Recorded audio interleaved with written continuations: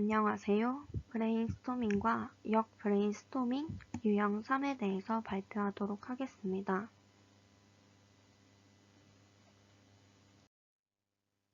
먼저 목차입니다.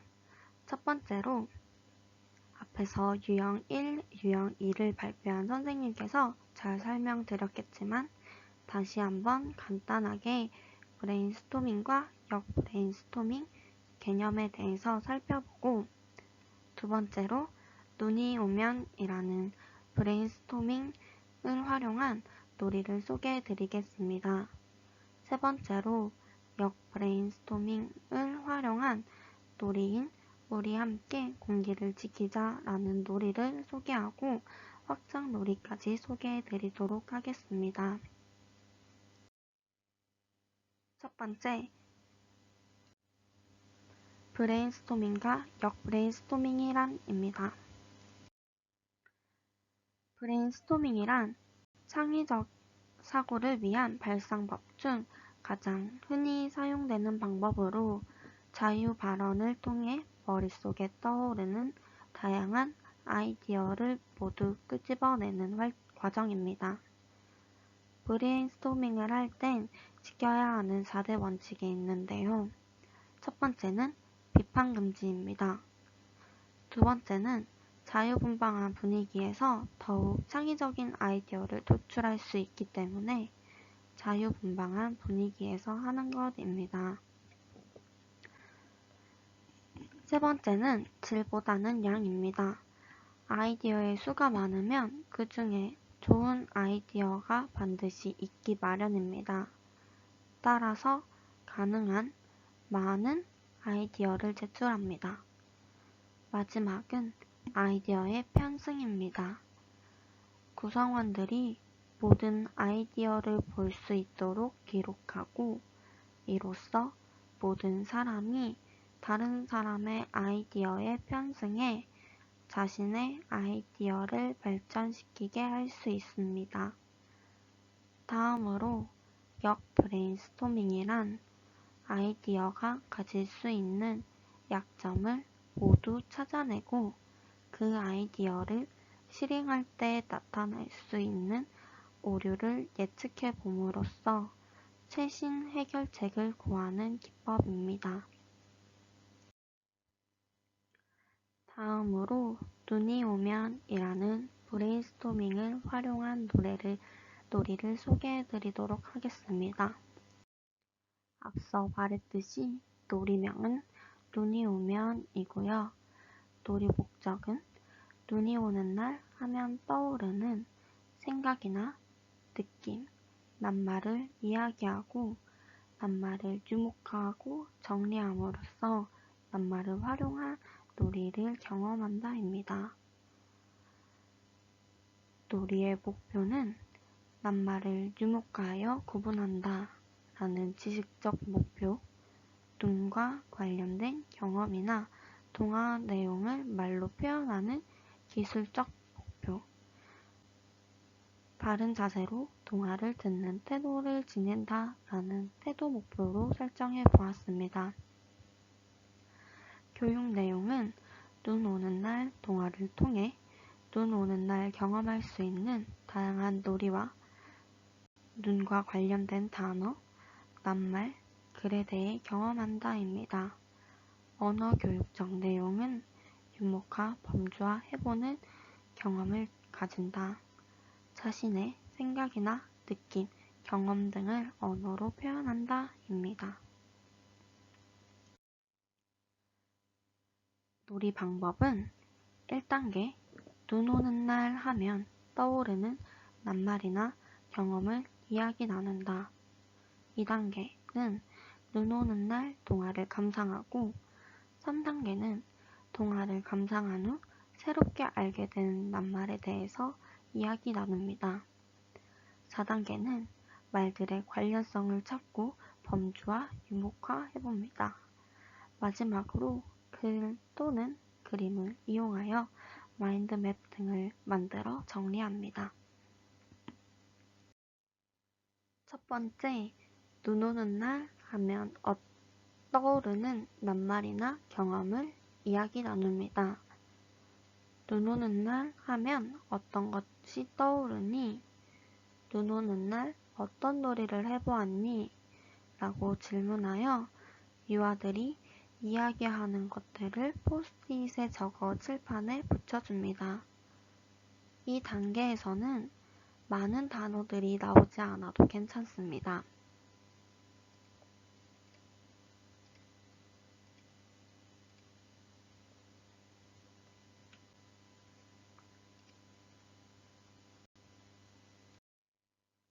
그 후 눈 오는 날 동화를 감상합니다.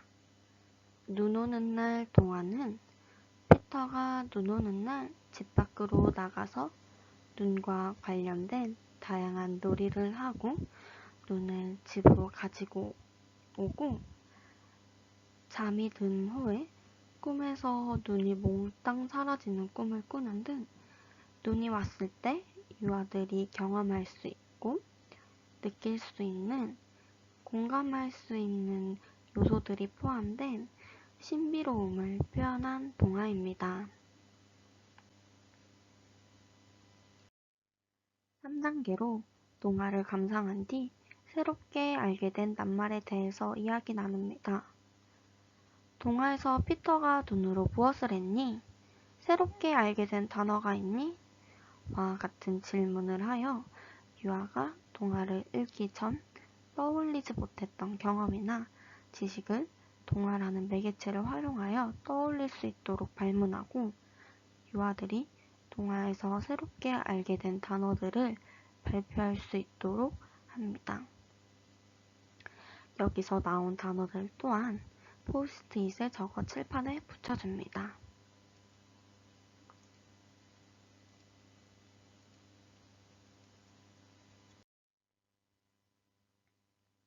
그 다음으로 말들의 관련성을 찾아 범주와 유목화해줍니다.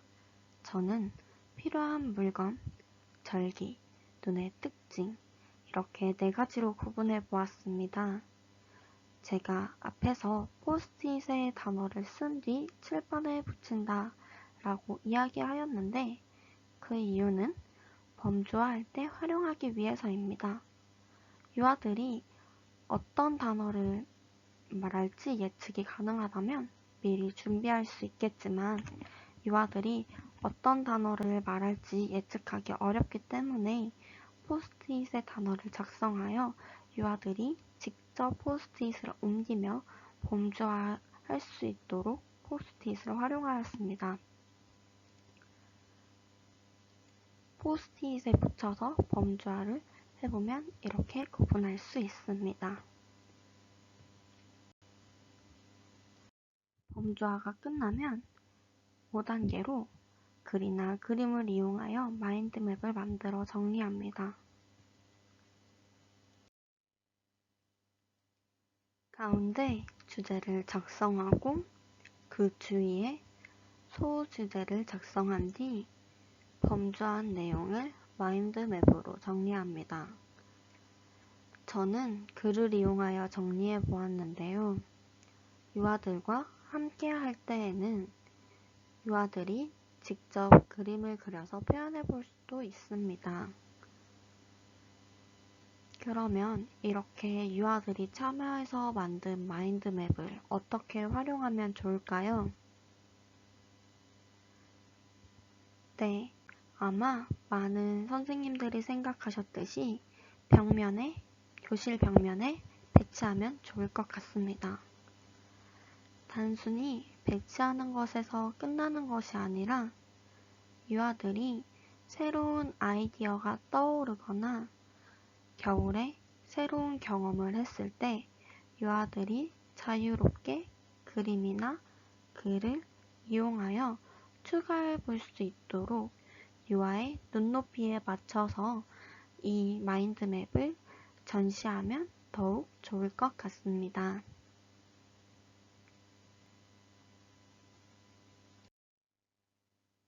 이제 마지막 역 브레인스토밍을 활용한 놀이를 소개해 드리도록 하겠습니다. 역 브레인스토밍에서는 우리 함께 공기를 지키자 라는 놀이와 이 놀이와 관련된 게임인 확장놀이를 소개해 드리도록 하겠습니다. 역 브레인스토밍을 이용한 놀이명은 우리 함께 공기를 지키자입니다. 놀이 목적은 공기가 오염되는 이유를 알고 해결 방안을 스스로 찾아서 이야기 나누며 자신의 생각이나 느낌을 이야기하고 친구의 이야기를 경청하는 경험을 할 수 있다입니다. 놀이 목표는 공기가 오염되는 이유에 대해 안다. 공기를 지킬 수 있는 방법에 대해 자신의 생각이나 느낌을 말한다. 공기를 지키기 위한 약속을 지킨다. 이렇게 지식, 기술, 태도 세 가지로 나누어 설정해 보았습니다. 교육 내용은 공기가 오염되는 이유에 대해 이야기 나누고 공기가 오염되지 않게 하기 위해서 어떤 것들을 할 수 있는지 이야기 나눈다. 이고 언어 교육적 내용은 주제와 관련된 이야기 나누기, 경청하기입니다.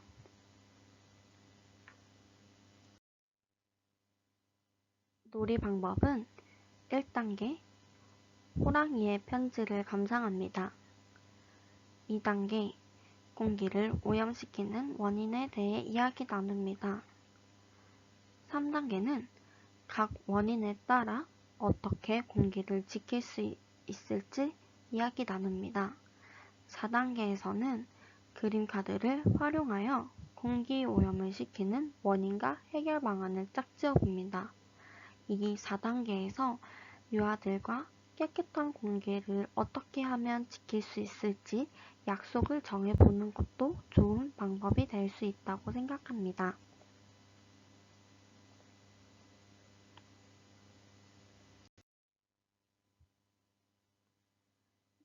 1단계 호랑이 편지를 감상한다입니다. 호랑이의 편지 내용은 유아가 흥미를 가질 수 있도록 내용을 설정해 줍니다. 그래서 유아가 좋아하는 동물에게서 온 편지로 만들어 보았습니다. 내용을 읽어보자면 잎새반 친구들 안녕. 난 산속에 살고 있는 호랑이야. 요즘 공기가 뽀얗고 자꾸 목이 아파서 숨쉬기가 너무 힘들어.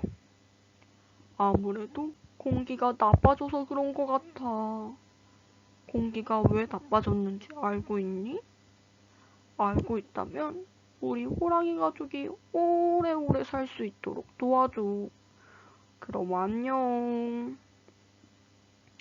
이렇게 편지 내용을 만들어줍니다.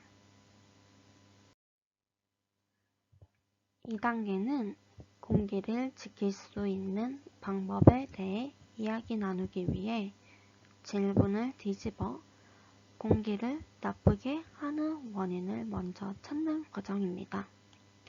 그 후 이러한 원인들을 제거하기 위해 어떤 방법이 있는지 함께 이야기 나눕니다.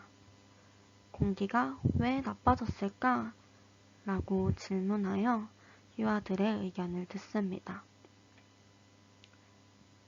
자동차 배연, 나무 베기와 같은 아이디어가 나올 수 있습니다.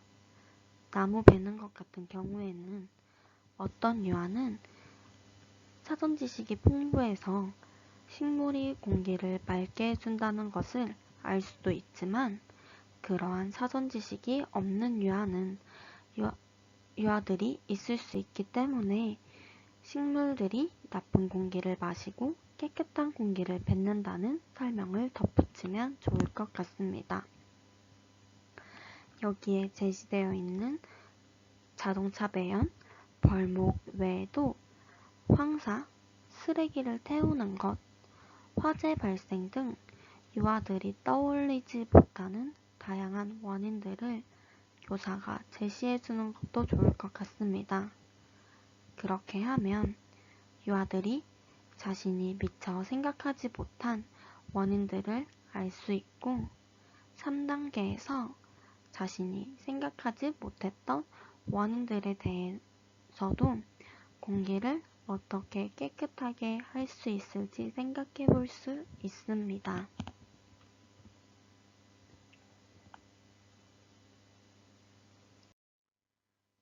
세 번째로 원인과 관련하여 어떻게 하면 공기를 지킬 수 있을지 이야기 나눕니다. 어떻게 하면 공기를 지킬 수 있을까? 자동차를 이용하지 않고 자전거를 이용해요. 꽃이나 나무를 많이 심어요. 와 같은 해결 방안을 찾습니다. 이 활동을 실제로 실습에서 해보았는데요. 유아들이 공기를 지키는 방법에 대해 다양한 아이디어를 이야기해 주었습니다. 그중 재밌었던 이야기는 요즘 교실에도 대부분 공기청정기가 있고 공기청정기가 있는 가정이 많다 보니 공기를 깨끗하게 하기 위해 공기청정기를 써요 라고 말하는 유아가 있었는데 저는 예상하지 못했던 방법이라 흥미로웠던 기억이 있습니다.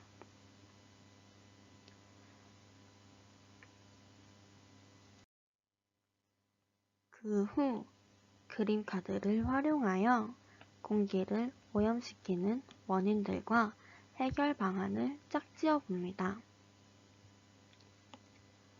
자동차 배연이 나오는 그림은 가까운 거리는 자전거를 타는 그림으로 찾아보고 나무를 베는 그림은 나무를 심는 그림으로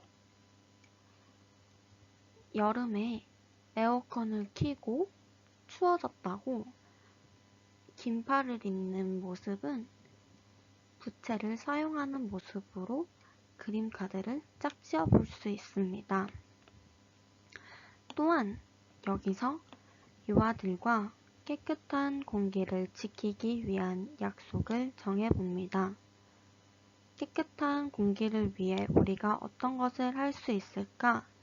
라고 질문하여 유아들이 스스로 약속을 정해보도록 하고 가까운 거리는 자전거 타기, 식물일에는 나무 심기, 에어컨 대신 부채를 사용하기 와 같은 약속을 지킬 수 있나요? 라고 다시 한번 공기를 지킬 수 있는 방법에 대해서 상기시켜 줍니다. 그 후 우리가 이 약속을 지키지 않으면 어떻게 될까? 라고 질문을 해서 유아들의 생각을 들어봅니다. 어떤 유아는 아까 호랑이처럼 기침이 나요 라고 이야기할 수도 있고 감기에 걸려요, 코가 막혀요 라고 이야기할 수도 있습니다. 이때 교사가 공기가 나빠지면 우리의 몸이 아플 수 있다 라는 것을 알려주어 일상생활에서 유아들이 약속을 더욱 잘 지킬 수 있도록 격려해 줍니다.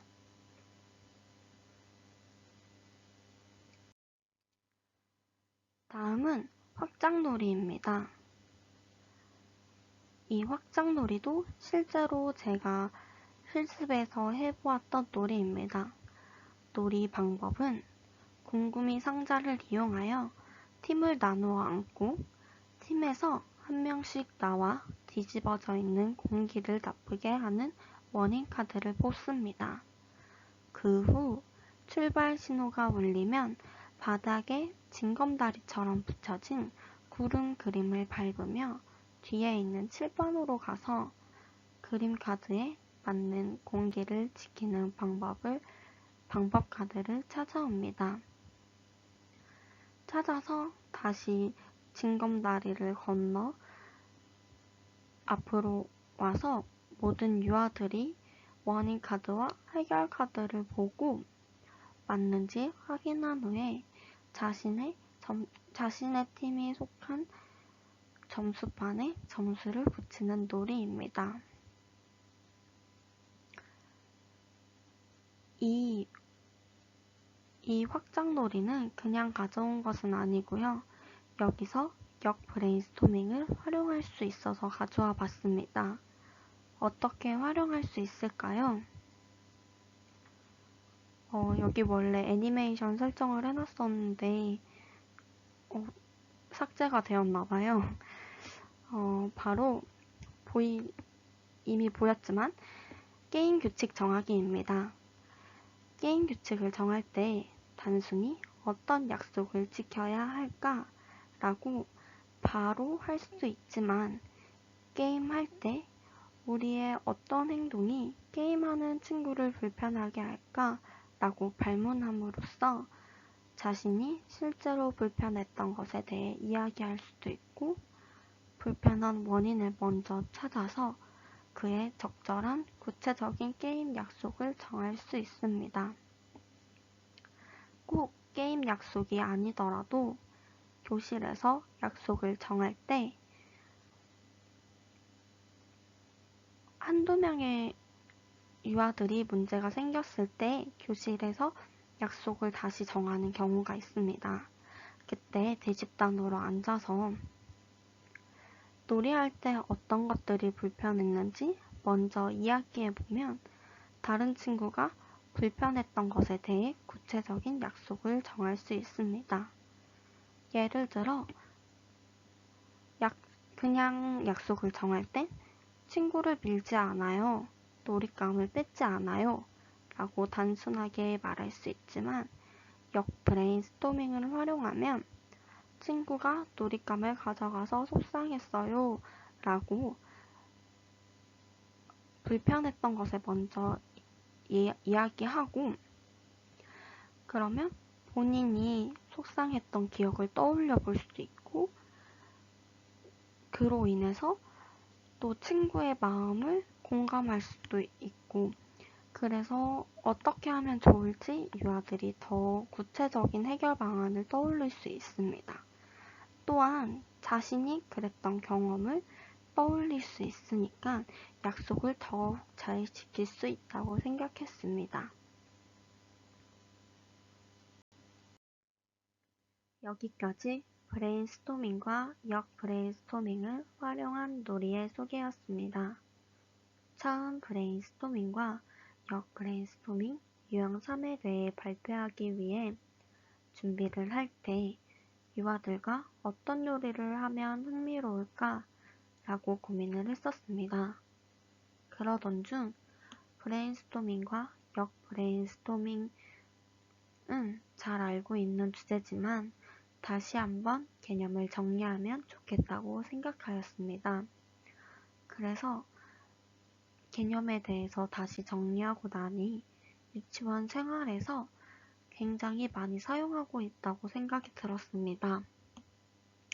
대부분의 이야기 나누기 시간에 브레인스토밍이 활용되고 다른 과학활동, 미술활동, 동화를 읽기 전 많은 부분에서 브레인스토밍이 활용되고 있었습니다. 하지만 그것을 범주화하고 마인드맵으로까지 정리해보는 활동을 구상해보거나 생각해본 적이 없었고 이러한 활동을 현장에서 하는 것을 본 적이 없었는데 이 과제를 통해 경험해볼 수 있었습니다. 역 브레인스토밍 또한 역 브레인스토밍을 활용해야지 라고 생각해 본 적이 없었는데 발표를 준비하면서 실습 때 했던 활동이 역 브레인스토밍을 활용했었던 것이라는 것을 알 수 있었고 약속을 정할 때 역 브레인스토밍을 활용하니 좋다고 생각이 들었습니다. 그래서 상대방의 마음을 공감해야 할 때 혹은 브레인스토밍을 이용하였을 때 유아들이 많은 아이디어를 말하지 못하는 경우에 활용하면 좋을 것 같습니다. 브레인스토밍과 역 브레인스토밍 유형 3 발표를 마치도록 하겠습니다. 경청해 주셔서 감사합니다.